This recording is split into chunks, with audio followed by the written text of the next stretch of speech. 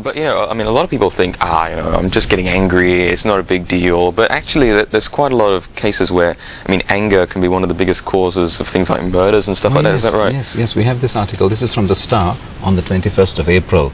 It's information released by the Internal Security Ministry, and the spokesman says there had been 20 murder cases resulting from arguments that went out of control just within the first 60 days of this year. So that's one murder every 3 days.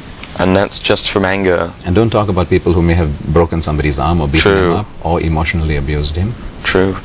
I'd like to take this concept one step further. Yeah, go ahead. Yeah. Calming the anger is one thing. Don't shout, don't speak, don't do anything when you're angry.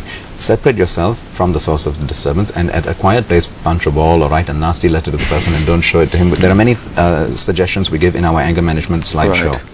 Okay. But that doesn't solve the problem, because the hurt is inside. Pain may be inside, the anger may be inside. So you have to do the other thing, which is learn how to introspect and figure out where the root of your problem is. If I'm angry with my wife and I take it out on my staff, that's really unfair. True, because that's another problem too, isn't it? I mean, you can be angry about one thing, and then for the rest of the day, every other little thing will just really tip you off, because you've already got that... Because you've gone into what we could call the mental platform, and you're riding on the chariot of your mind, thinking I am the mind. It's a roller coaster, because the intellect is not there.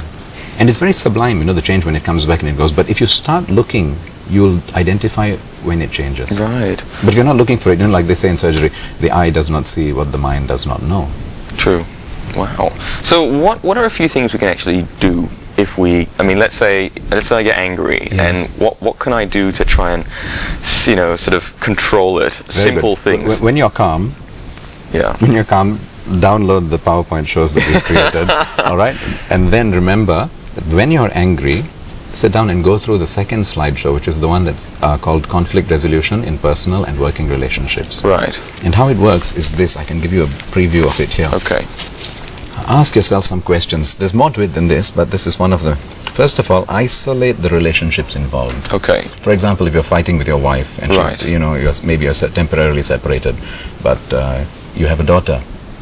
Okay. Don't spoil your relationship with the daughter just because you're having trouble with your wife. True. Okay. And now we have to ask ourselves, is there a relationship involved? Sometimes there's no relationship involved. Like road rage is a ridiculous case. You don't know the guy, he's a stranger. True. We have a slogan, we say, save your energy, fight with those people who really love you. And there's a reason for that. Yeah, that's true though, yeah.